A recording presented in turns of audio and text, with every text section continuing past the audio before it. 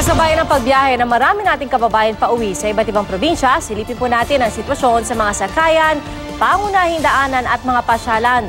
Sa Batangas Port, makikita ang pila ng mga pasaherong babiyahe sa probinsya. Pero sa NAIA Terminal 3, panaka-naka ang pagdating ng mga sasakyan sa departure area. Habang sa Araneta Bus Terminal, kakaunti pa rin ang mga pasahero naghihintay ng bus, hindi tulad nitong mga nakaraang taon. Makikita naman ang masikip ng daloy ng mga sasakyan sa NLEX at may build-up na rin ng mga sasakyan sa SLEX bagaman hindi pa gaano mabigat ang trapiko. Samantala, sa Baguio City naman, lalo pang dumarami ang mga bakasyonistang nagsisidatingan. Kinumpirma ng AFP o Armed Forces of the Philippines na kasama sa mga napatay sa engkwentro sa Inabanga, Bohol si Muammar Ascali alias Abu Rami na itinuturong sub-leader ng Abu Sayyaf.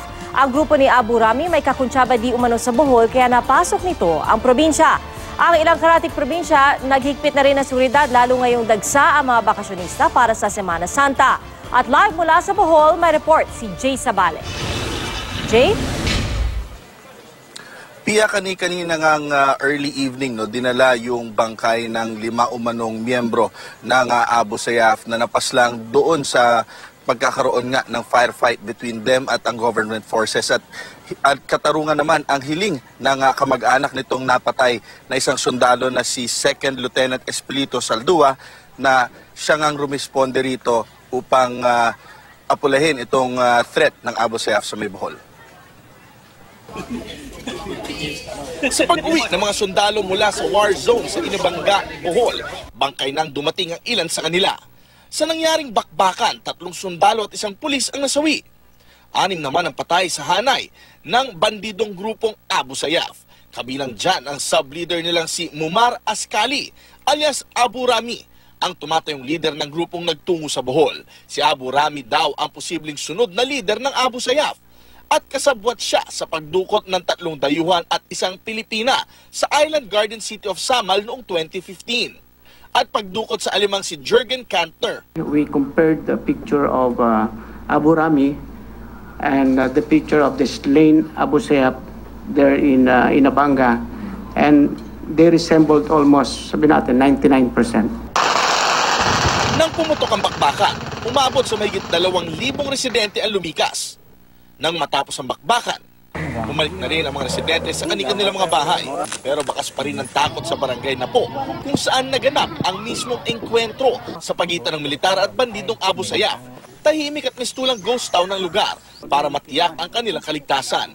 Nagsagawa ng checkpoint ang PNP sa iba't ibang bahagi ng Bohol.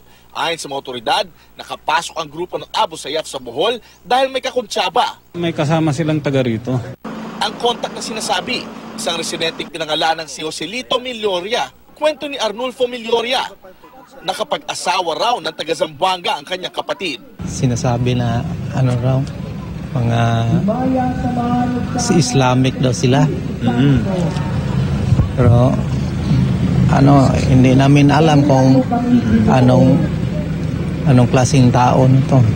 1 taon daw na hindi umuwi si Joselito. At itong Lunes daw ng umaga, bumalik ito na may mga kasama. Dumaan sila sa amin, bahay. Yun lang, mayroong binalot na mahabang, hindi ko alam kung anong laman. Nakakordon na rin ngayon ang sinasabing bahay ni Milloria. April 6 pa raw minamatsagan ng militar ang 11 Abu Sayyaf na umalis mula sa Indanan, Sulu, lula ng 3 bangka, na siya namang namataan ng mga residente ng Inabanga nitong Lunes at agad isinumbong sa mga otoridad. Ang impormasyon agad daw ipinakalat sa intelligence community maging sa mga kaalyadong bansa. After several days, hindi na sila namomonitor. That is already very alarming because where are they now? What is really the specific intention of this group? Pakay daw ng grupo na magsagawa ng pangingidnap. Kung 11 yung ASG tapos 3 bangka, marami silang balak na kunin. Yes, each boat can accommodate 10 to 12 persons. So, meaning sa kung 11 sila, they are expecting probably to kidnap another 4 to 5 persons per boat. Ang Inabanga kung saan nangyari ang bakbakan, halos 60 kilometro ang layo mula sa Tagbilaran. kaya hindi apektado ang sitwasyon sa iba pang bahagi ng Bohol na dinarayo dahil sa world-class na tourist destination ito. Sa sikat na beach sa Panglao, marami pa rin mga turista. I'm not afraid to come here.